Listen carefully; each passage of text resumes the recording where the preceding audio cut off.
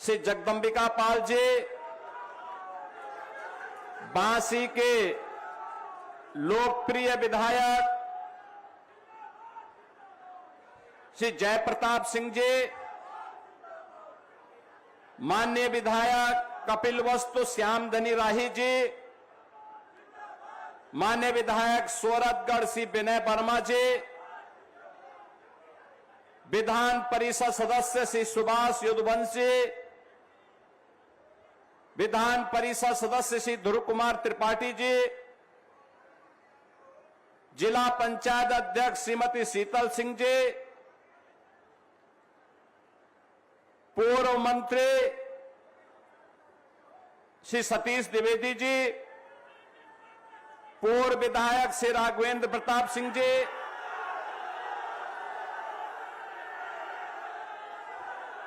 Ratan Sen inter college की प्रबंधक श्रीमती रानी वसुंधरा कुमारी जी,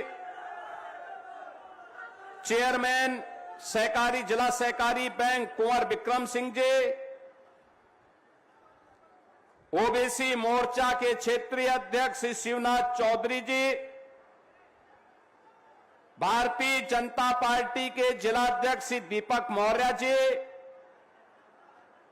पूर्व जिलाध्यक्ष श्री ब्रज बिहारी मिश्र जी, लालजी त्रिपाठी जी, गोविंद माधव जी, नरेंद्र मणि जी,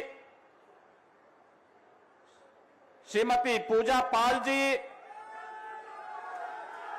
रमेश गुप्ता जी, राम कुमार कुंवर जी, कन्हैया पासवान जी, राम निवास यादव जी,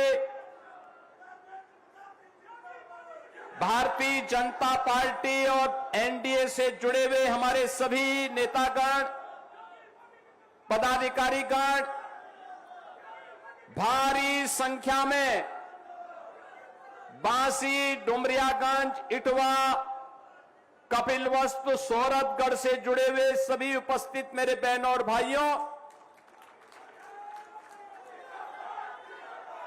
ये मेरा सौभाग्य है कि महात्मा बुद्ध की इस पावन धरा सिद्धार्थ नगर में मुझे आज एक बार फिर से आने का अवसर प्राप्त हुआ है। बहनों और भाइयों, भगवान बुद्ध ही राजकुमार सिद्धार्थ हैं,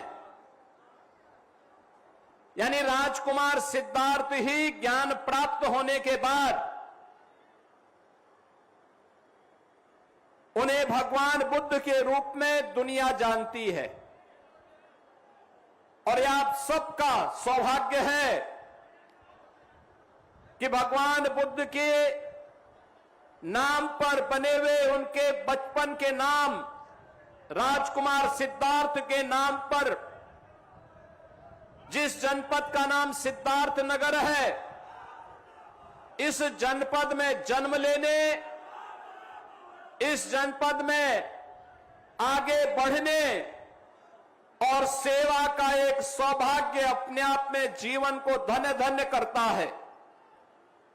बहनों और भाइयों, आज से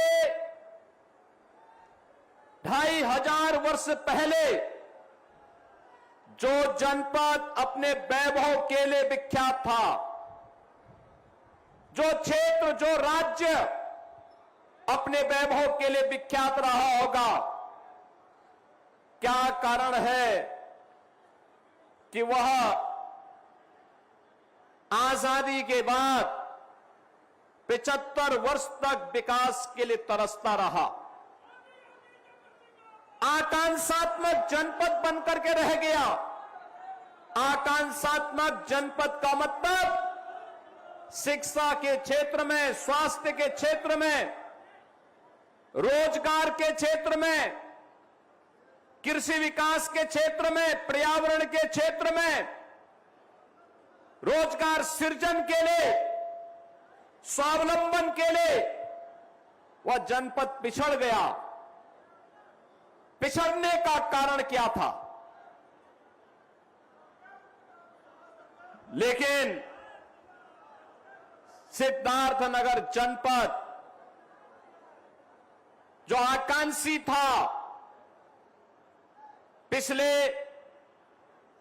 8-9 वर्षों के अंदर जो प्रयास हुआ है प्रधानमंत्री मोदी जी के मार्गदर्शन और नेतृत्व में, देश के अंदर 112 जनपद आकांक्षी जनपद हैं और अग्रणी छलांग लगाने वाला कोई जनपद है और नीति आयोग से 25 करोड़ की पुरस्कार प्राप्त करने वाला कोई जनपद है तो सिद्धार्थनगर जनपद है।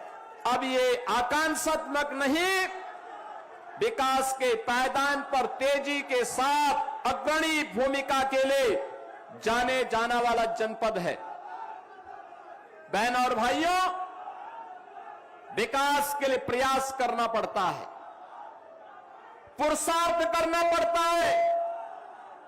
ये मेरा सौभाग्य है कि मुझे ऐसे दिन पर बांसी में आने का अवसर प्राप्त हुआ है। बांसी रतन सेन इंटर कॉलेज एक समृद्ध परंपरा रही है यहां की, और उस परंपरा के साथ इस इंटर कॉलेज में मुझे आज आपके बीच में आने का अवसर प्राप्त हुआ है। बहन और भाइयों, एक बड़ी परंपरा और उस परंपरा का निर्वहन करने के लिए आज प्रातः काल में काकोरी ट्रेन एक्शन से जुड़े हुए कार्यक्रम में था। प्रधानमंत्री मोदी जी के आह्वान पर हर नागरिक के मन में स्वयं के स्वार्थ से ऊपर उड़कर के परमार्थ के लिए, देश और दुनिया के लिए कुछ किया जा सके, देश के बारे में सोचा जा सके, इसके लिए भावना पैदा हो, इस प्रकार का भाव पैदा हो, इसके लिए भारतीय जनता पार्टी ने तिरंगा यात्रा का आयोजन किया और आज लखनऊ में 30,000 युवा उस तिरंगा यात्रा का हिस्सा बना था। 30,000 युवा। एक ही स्लोगन था, भारत माता की जय और वंदे मातरम। बहन और भाइयों, आज काकोरी ट्रेन एक्शन की घटना का भी दिन है। आज ही के दिन 9 अगस्त 1925 को 9 अगस्त 1925 लखनऊ के काकोरी में अंग्रेज जो खजाना भारत का लूट करके इंग्लैंड ले जाना चाहते थे, उस खजाने को भारत की स्वाधीनता के यज्ञ में लगाना है। इसके लिए पंडित राम प्रसाद बिस्मिल के नेतृत्व में ठाकुर रोशन सिंह, अस्फाउल्लाह खां, चंद्रशेखर आजाद, राजेंद्र नाथ लाड़ी, सचिंद्र नाथ सान्याल, सचिंद्र नाथ बख्शी जैसे क्रांतिकारियों ने उस समय उस खजाने को अपने हाथ में लेकर के क्रांतिकारियों को भारत की आजादी के लिए उसे अर्पित किया था। बहन और भाइयों, जो महान क्रांतिकारी अपना जीवन दांव पे लगा करके भारत को आजाद कराने के लिए कार्य कर रहे थे, कांग्रेस के लोगों ने, अंग्रेजों ने तो उसे डकैती कहा, आजादी के बाद कांग्रेस ने भी उसे डकैती कहा। हम आभारी हैं प्रधानमंत्री मोदी जी के, जिन्होंने काकोरी डकैती की घटना का नाम बदल करके काकोरी ट्रेन एक्शन के रूप में लेकर के क्रांतिकारियों को सम्मान देने का काम किया है। भारत माता के उन महान सपूतों को याद करिए। आजादी के बाद जिन लोगों के हाथों में सत्ता आई, वे सत्ता के मद में इतने मशगूल हो गए, हर संस्था का नाम अपने खानदान के नाम कर रहे थे। उन्हें क्रांतिकारियों के स्मारक नहीं दिखाई दिए। उन्हें क्रांतिकारियों का स्मरण नहीं आया, भुला दिया गया। राम प्रसाद बिस्मिल को बुला दिया गया, ठाकुर रोशन सिंह को बुला दिया गया, अस्माउल्लाह खां को बुला दिया गया, चंद्रशेखर आजाद को बुला दिया गया, सुखदेव राजगुरु को भुला दिया गया, वीर सावरकर को भुला दिया गया, और महाराज सुहेलदेव को वे लोग भूल गए, निषाद राज गुहा को भूल गए, वीरांगना उदा देवी पासी को भूल गए, वीरांगना अवंतीबाई लोधी को ये लोग भूल गए, वीरांगना झलकारी बाई कोरी को ये लोग भूल गए। सत्ता का मत कितना खतरनाक होता है, अगर ये देखना है तो कांग्रेस के पतन के साथ आप जोड़ करके देख सकते हैं कि इन्होंने क्रांतिकारियों को भुलाया है, तो आज देश का युवा कांग्रेस को पूरी तरह दफन करके रख दिया है। बहन और भाइयों, कांग्रेस पूरी नेगेटिव ट्रैक के साथ चल रही है। भारत गुलाम क्यों हुआ? भारत की गुलामी के दो कारण थे। एक कारण था अंतर्विरोध, आपस में एक दूसरे को नीचा दिखाने की प्रवृत्ति, जाति के नाम पर, क्षेत्र के नाम पर, भाषा के नाम पर समाज को बांटने की कुप्रवृत्ति, और दूसरा अपने ही संस्थाओं के प्रति षड्यंत्र करने की भाव। हर व्यक्ति इस बात को मानता था, जिन लोगों का दायित्व था देश को दिशा देने की, समाज को आगे बढ़ाने की, वही लोग उस समय समाज को दिग्भ्रमित कर रहे थे। देश गुलाम हुआ। सैकड़ों वर्षों की इस गुलामी के खिलाफ 1857 के प्रथम स्वातंत्र समर से चली एक लड़ाई, कभी मंगल पांडे ने जो चिंगारी जलाई थी, जो चिंगारी गोरखपुर में बंधु सिंह ने जलाई थी, जो चिंगारी बिठूर में त्याता टोपे के नेतृत्व में आगे बढ़ी थी, जो चिंगारी झांसी में झांसी की रानी लक्ष्मीबाई के नेतृत्व में आगे बढ़ी थी, जो चिंगारी मेरठ में धन सिंह कोतवाल के नेतृत्व में आगे बढ़ी थी, वह चिंगारी आगे बढ़ती गई। और चिंगारी का परिणाम था कि लगातार किसी न किसी जनपद में क्रांतिकारियों के द्वारा अंग्रेजों की चूलों को हिलाने का काम किया जाता रहा। ये लड़ाई आगे बढ़ती रही। 1922 में गोरखपुर का चोरी चोरा की घटना, 1925 में लखनऊ की काकोरी ट्रेन एक्शन की घटना, और ये लगातार 1942 में भारत छोड़ो आंदोलन तक लगातार चलता रहा। और आज उसी 9 अगस्त की तिथि काकोरी ट्रेन एक्शन की तिथि है, जो बहन और भाइयों, हर नौजवान को अपनी मातृभूमि के साथ, मातृभूमि को सर्वोच्च मानते हुए उन अमर बलिदानियों ने अपना बलिदान दिया था। मातृभूमि को सर्वोच्च मानते हुए ही पंडित राम प्रसाद बिस्मिल फांसी के फंदे पर झूले थे।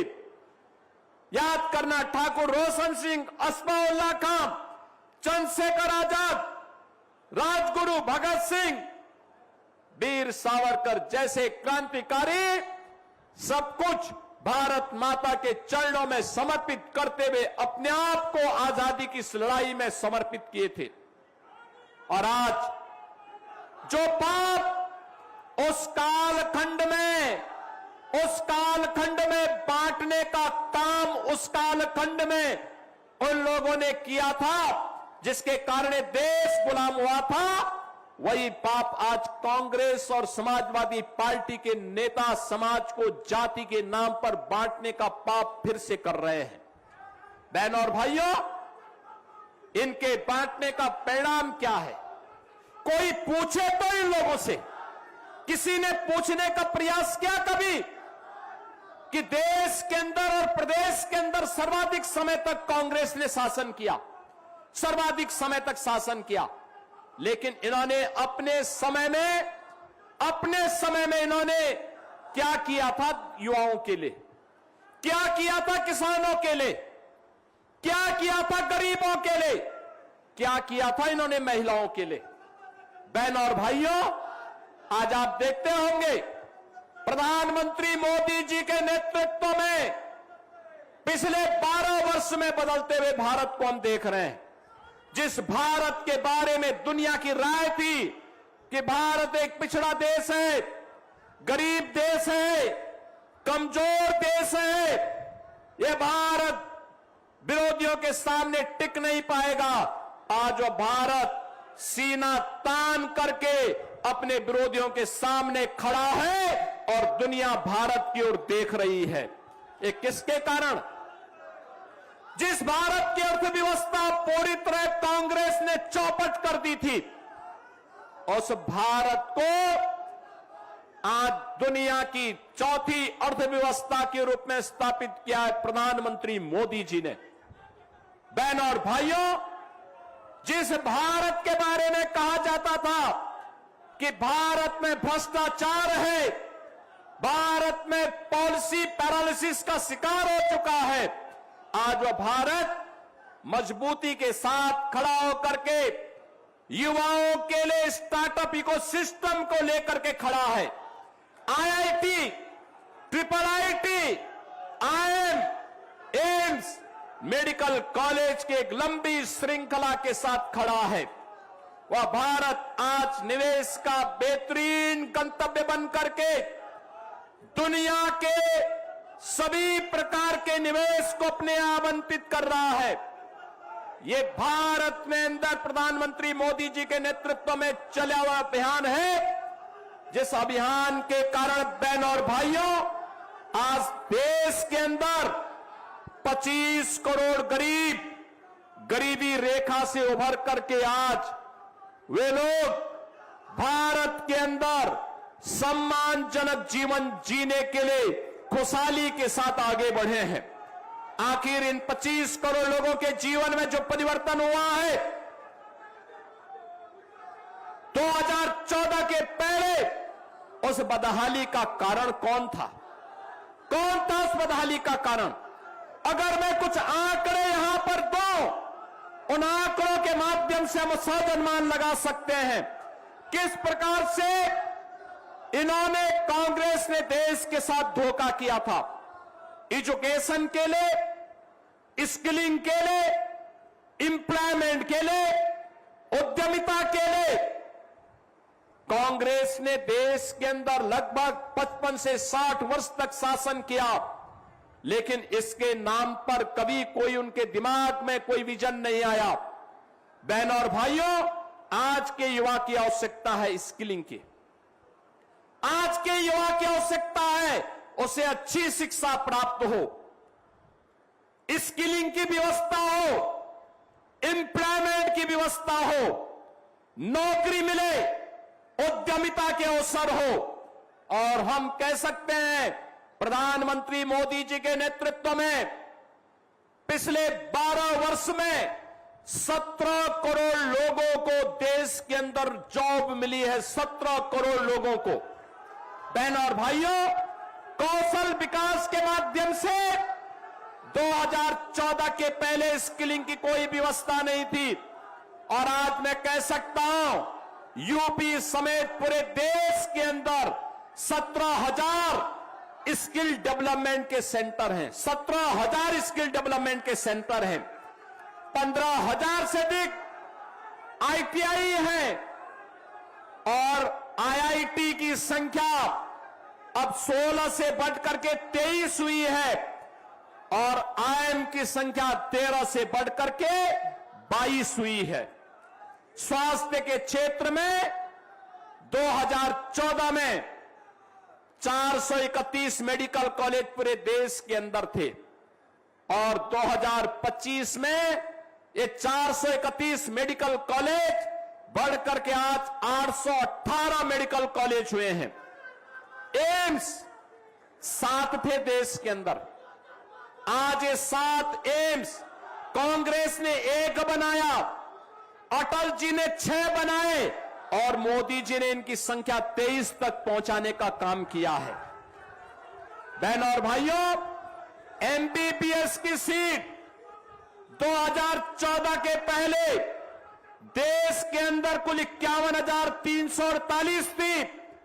आज मोदी जी के नेतृत्व में 1,28,926 युवा मेडिकल में एमबीबीएस में प्रवेश प्राप्त करता है। पीजी की सीट एमडी और एमएस के लिए 2014 के पहले केवल 31,185 युवाओं को अवसर मिलता था और आज 85,822 युवाओं को पीजी में प्रवेश के लिए प्रधानमंत्री मोदी जी के प्रयास से आज यह अवसर प्राप्त हुआ है। बहनों और भाइयों, आज जब युवा अब केवल जॉब सीकर नहीं है और केवल जॉब के लिए भटकता नहीं है, आज का युवा जिसके बारे में प्रधानमंत्री जी ने कहा था कि हम अपने युवा को जॉब सीकर नहीं जॉब क्रिएटर बनाएंगे, और आज हमारा युवा जॉब देने वाला बन चुका है।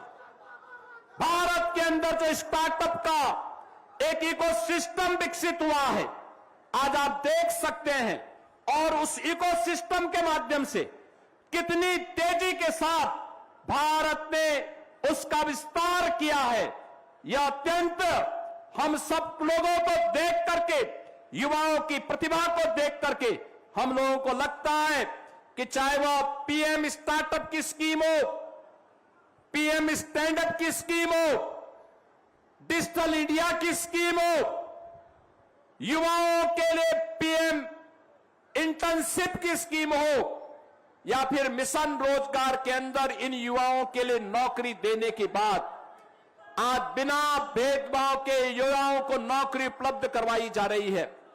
मैं पूछना चाहता हूं श्री राहुल गांधी से और पूछना चाहता हूं श्री अखिलेश यादव जी से, आप तो बताइए, पहले उत्तर प्रदेश के अंदर कांग्रेस को सर्वाधिक समय तक शासन करने का अवसर प्राप्त हुआ, समाजवादी पार्टी को 4 बार प्रदेश के अंदर मुख्यमंत्री बनने का अवसर प्राप्त हुआ।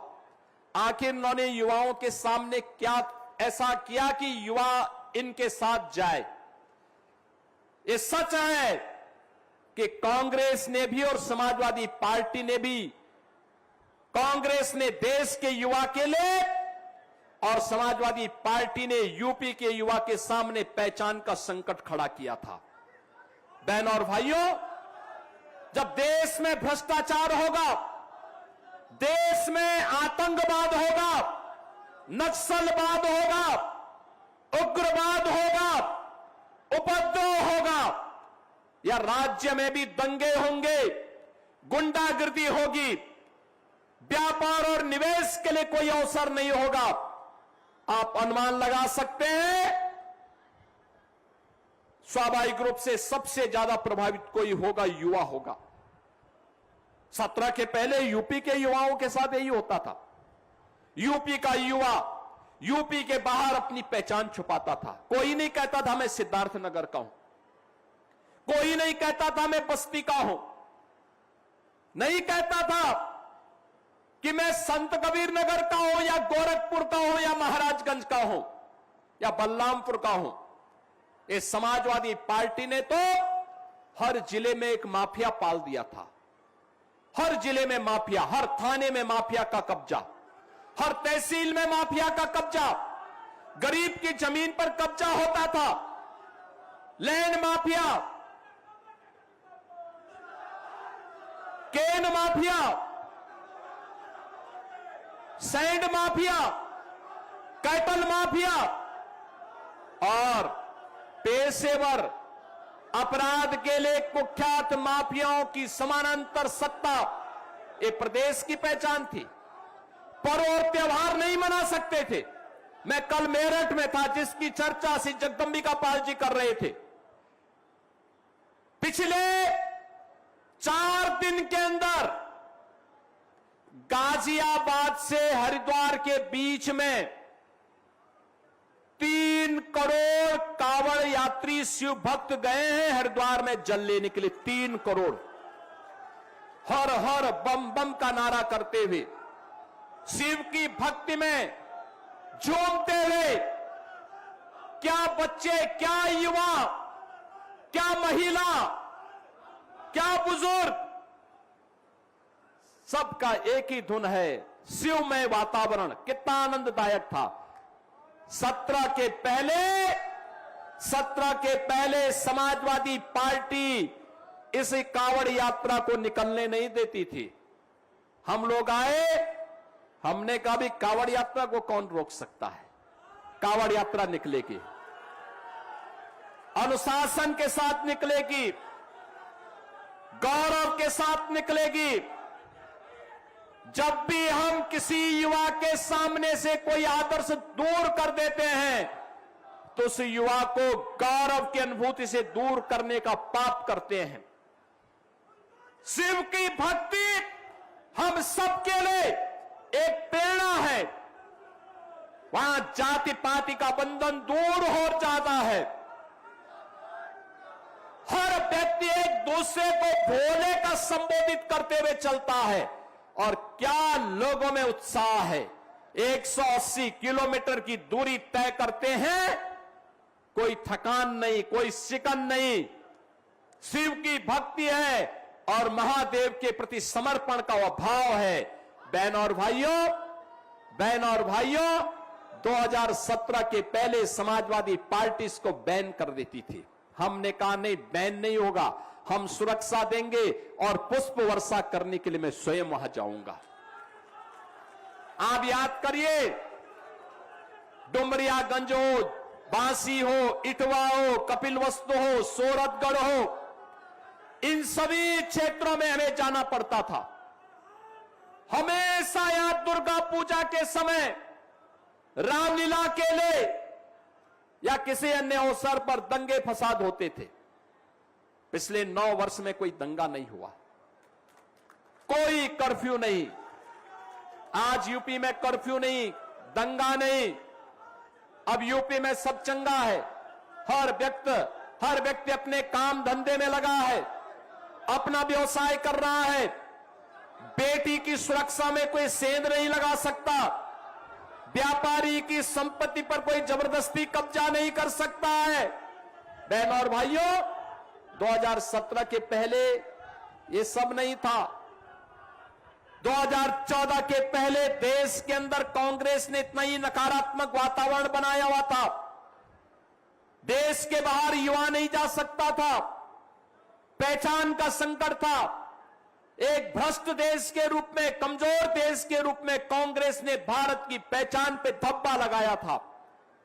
बहनों और भाइयों, आज मैं आप सबसे कहना चाहता हूं, समाजवादी पार्टी 1 डिस्ट्रिक्ट 1 माफिया पालती थी और हमने 1 डिस्ट्रिक्ट 1 मेडिकल कॉलेज दिया है। कोई सोचता था माधव बाबू के नाम पे मेडिकल कॉलेज बनेगा। आज स्वर्गीय माधव प्रसाद त्रिपाठी मेडिकल कॉलेज सिद्धार्थनगर में बनकर के तैयार है और कार्य कर रहा है। आज बहनों और भाइयों, 1 डिस्ट्रिक्ट 1 प्रोडक्ट में भगवान बुद्ध का प्रसाद आज आपके सामने। काला नमक चावल मैं देख रहा था, काला नमक चावल 1 किलो का दाम 200 रुपया मिल रहा है। 1 किलो का दाम 200 रुपया।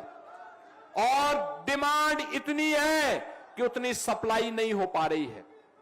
हमने यहां पे इसके लिए कॉमन फैसिलिटेशन सेंटर स्वीकृत किया है। फिर से कपिलवस्तु में भगवान बुद्ध के थीम पार्क के साथ ही विपश्यना का केंद्र बने, इसके लिए भी धनराशि स्वीकृत की है। बहनों और भाइयों, बेसिक शिक्षा की हालत क्या थी 2017 के पहले? और समाजवादी पार्टी ने तो उस समय घोषणा कर दी थी कि नकल हमारा जन्मसिद्ध अधिकार है। यानी नकल के माध्यम से प्रदेश के युवाओं के सामने इन्होंने संकट खड़ा किया था। उन्हें स्वावलंबन के पथ पर आगे बढ़ने के लिए उन्होंने सारे अवसर समाप्त कर दिए थे और नौकरी आती थी तो समाजवादी पार्टी का सफाई सिंडिकेट वसूली के लिए निकल पड़ता था। बहनों और भाइयों, चाचा भतीजे की लूट युवा या तो पलायन करने के लिए मजबूर होता था या युवा आत्महत्या करने के लिए मजबूर होता था।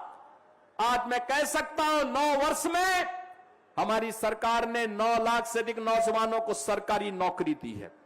9 लाख सरकारी नौकरी, और ये सरकारी नौकरी आपके सिद्धार्थनगर के नौजवानों को ही प्राप्त हुई है।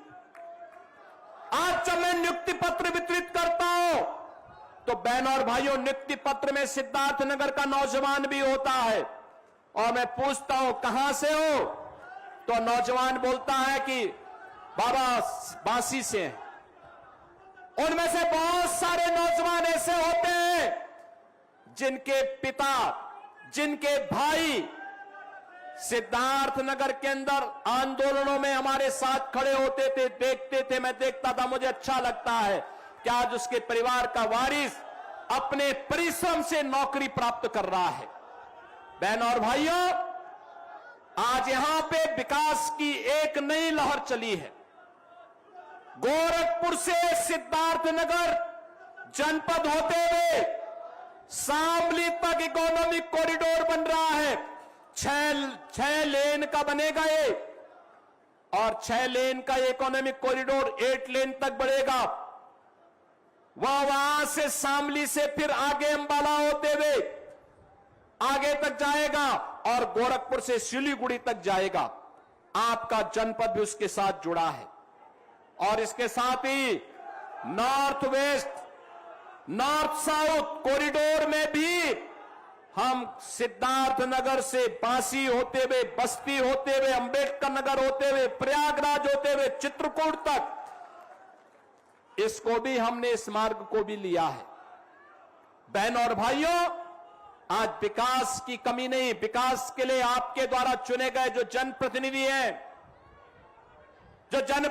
हैं, आपके राजा जयप्रताप सिंह जी बांसी से, कपिल वस्तु से श्री श्यामधनी राय जी, सोरठगढ़ से श्री विनय वर्मा जी, और सांसद के रूप में पाल साहब का तो कहना ही क्या है। दिन रात मेहनत करते हैं, योजनाओं के लिए प्रयास करते हैं, एक एक स्कीम को लेके आते हैं, कहीं पॉलिटेक्निक, कहीं ITI, कहीं पर विकास की योजना के लिए हॉस्पिटल, कहीं पे CM कंपोजिट विद्यालय, और अब तो हमने कहा है यूपी के अंदर बहुत शीघ्र हम युवा नीति लेकर के आ रहे हैं। हर जिले के अंदर, हर महाविद्यालय के अंदर, हर विश्वविद्यालय के अंदर युवा के लिए मुख्यमंत्री अभ्युदय कोचिंग की व्यवस्था। आपको यूनियन पब्लिक सर्विस कमीशन की परीक्षा की तैयारी करनी हो, Uttar Pradesh public service commission की तैयारी करनी हो, नीट की तैयारी करनी हो, IIT JEE की तैयारी करनी हो, या किसी अन्य परीक्षा की, प्रतियोगी परीक्षा की तैयारी करनी हो, आपको आपके महाविद्यालय, विश्वविद्यालय में हम वर्चुअल भी और फिजिकल भी वहां क्लास की व्यवस्था रहेगी। और पढ़ाने वाले कौन होंगे? पढ़ाने वाला होगा वहां का DM भी 1 घंटा देगा, SP 1 घंटा देगा, क्योंकि उन्होंने UPSC क्लियर किया है।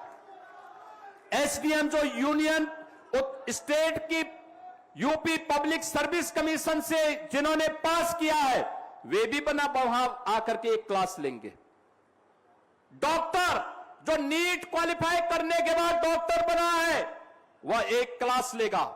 इंजीनियर जो IIT JEE से पास होकर के आज इरिगेशन में, PWD में विभिन्न विभागों में कार्य कर रहा है, वह भी वहां देगा। बैंक के पीओ वह भी आकर के वहां पर नौजवानों को आगे बढ़ने के लिए एक प्लेटफॉर्म देंगे। और अब तो आईटीआई, कोई सोचता था आईटीआई में आर्टिफिशियल इंटेलिजेंस के बारे में बताया जाएगा, ड्रोन टेक्नोलॉजी के बारे में बताया जाएगा, रोबोटिक के बारे में बताया जाएगा, 3D प्रिंटिंग के बारे में बताया जाएगा। लेकिन आपके जनपद में भी हुआ है। 2 आईटीआई को हमने इसके साथ जोड़ा है और अभी पॉलिटेक्निक को भी जोड़ने की तैयारी चल रही है। बहनों और भाइयों, हमने तय किया है गरीब के बच्चे के लिए, हमने तय किया है हमारा जो युवा स्किल डेवलपमेंट के सेंटर के माध्यम से निकलेगा, हम उसको स्किल डेवलपमेंट के लिए ईआई के माध्यम से ड्रोन टेक्नोलॉजी, रोबोटिक या फिर जितनी भी हमारी मॉडर्न टेक्नोलॉजी है, इसमें तो से पारंगत बनाएंगे ही बनाएंगे। स्नातक के नौजवान, जितने भी नौजवान हैं, इन नौजवानों को हम टैबलेट दे रहे हैं। केंद्र और राज्य सरकार की कितनी योजनाएं हैं, उन स्कीम के माध्यम से वो जान पाएगा। मेधावी बेटियों के लिए हम बहुत शीघ्र स्कूटी लेकर के आ रहे हैं। स्नातक में पढ़ने वाली बेटियां, आप गरीब की बेटी भी अपनी स्कूटी से विद्यालय जा पाएगा। अब बेटी की सुरक्षा में कोई सेंध नहीं लगाता है, क्योंकि सेंधमारी करने का वो समय समाप्त। जब लोगों में कहावत थी कि देख सपाई बिटिया घबराई, अब सपा का नहीं, अब ये राष्ट्रवादी डबल इंजन सरकार का समय है। बहनों और भाइयों, बेटी और व्यापारी की सुरक्षा में सेंध लगाने का मतलब या तो जेल या जहन्नुम, इसके अलावा तीसरा कोई अन्य स्थान नहीं। आज गरीब को राशन मिल रहा है। प्रदेश में 16 करोड़ गरीबों को राशन, 10 करोड़ गरीबों के लिए आयुष्मान भारत की सुविधा, 5 लाख रुपए की हर वर्ष उपचार की, किसी भी पैनल्ड हॉस्पिटल में जाके उपचार करा सकता है। 65 लाख गरीबों को हमने प्रदेश के अंदर आवास दिया है और 6 लाख और स्वीकृत कर दिए हैं। बहनों और भाइयों, कोई सोचता था गरीब के घर में चूल्हा जलेगा रसोई गैस से? कोई सोचता था कि गरीब को फ्री में राशन मिलेगा? और इस सीजन में तो कांग्रेस और समाजवादी पार्टी के पाप के कारण सिद्धार्थनगर जनपद में, महाराजगंज में, कुशीनगर में, देवरिया में, गोरखपुर में, संत कबीर नगर में, बस्ती में, यह सीजन तो हर परिवार के लिए भय और दहशत का कारण बनता था। इंसेफ्लाइटिस से हजारों बच्चे पीड़ित होते थे, सैकड़ों बच्चों की मौत होती थी। एक कांग्रेस और समाजवादी पार्टी के कानों में कभी भी जू नहीं रेंगा, कभी इनको उन बच्चों के प्रति संवेदना नहीं थी।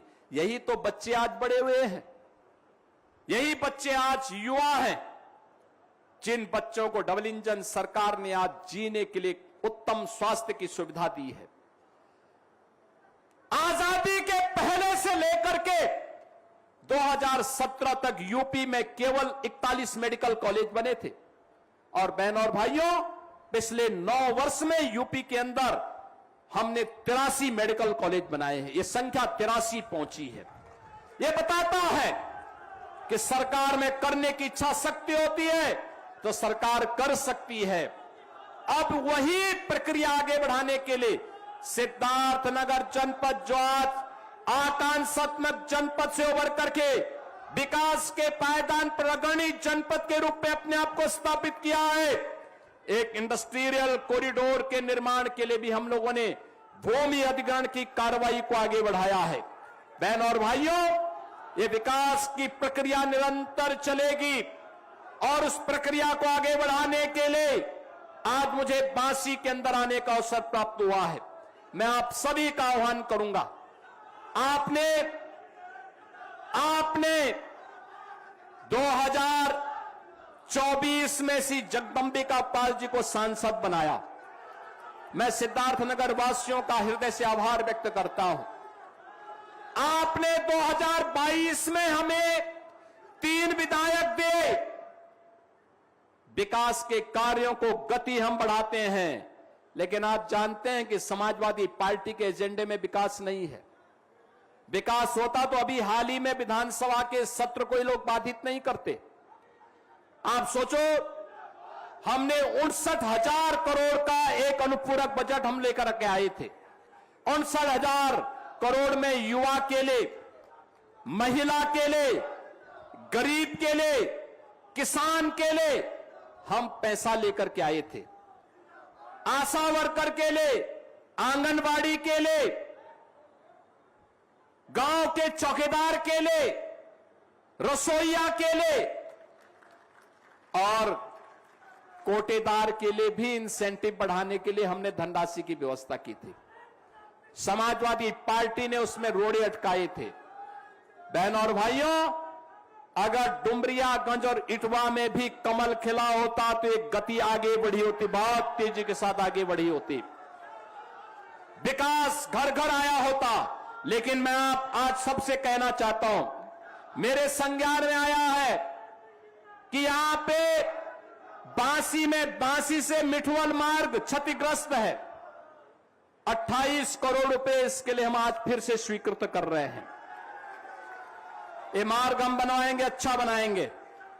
डुमरियागंज में भडरिया से बढ़नी चापा मार्ग, यह भी क्षतिग्रस्त है। इसके लिए 24 करोड़ 58 लाख रुपए इसके लिए भी हम लोग स्वीकृत कर रहे हैं। इटवा में बढ़िया से गोड़ा बाजार मार्ग, ये क्षतिग्रस्त होने के कारण यह भी आवागमन बाधित है, इसको भी हम स्वीकृत कर रहे हैं। हमारे माननीय विधायकों ने, सांसद जी ने जो प्रस्ताव दिए हैं, पदाधिकारियों ने जो प्रस्ताव दिए हैं, उन सब पर भी हम कार्य कर रहे हैं। मैं आज आपको आह्वान करने के लिए आया हूं। बहनों और भाइयों, एक सकारात्मक भाव के साथ, बिना भेदभाव के शासन की योजना को हर गरीब, हर गांव, हर किसान और हर नौजवान तक पहुंचाने के लिए प्रतिबद्ध ये डबल इंजन की सरकार आज जिस मजबूती के साथ कार्य कर रही है, क्रांतिकारियों के सपनों को, स्वाधीनता संग्राम सेनानियों के सपने को साकार करने के लिए आप सभी इस अभियान का हिस्सा बने। और उस अभियान का हिस्सा बनने के लिए भारतीय जनता पार्टी के नेतृत्व में एनडीए आपका आह्वान करती है। आपका आशीर्वाद अगर इन लोगों को प्राप्त होगा तो आपको विकास के लिए, रोजगार के लिए, स्किलिंग के लिए, निवेश के लिए भटकना नहीं पड़ेगा। कल्याणकारी योजनाओं के लिए भटकना नहीं पड़ेगा। सुरक्षा और सुशासन के लिए मोहताज नहीं होना पड़ेगा।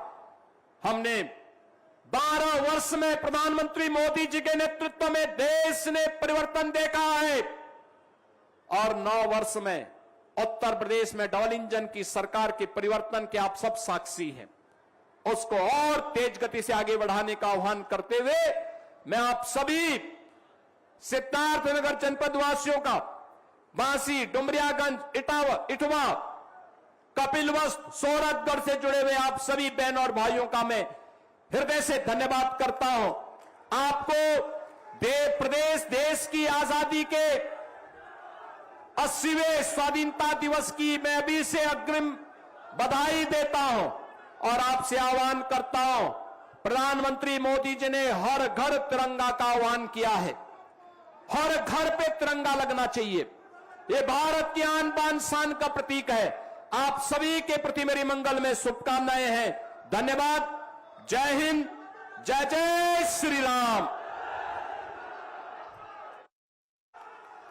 बहुत बहुत धन्यवाद आप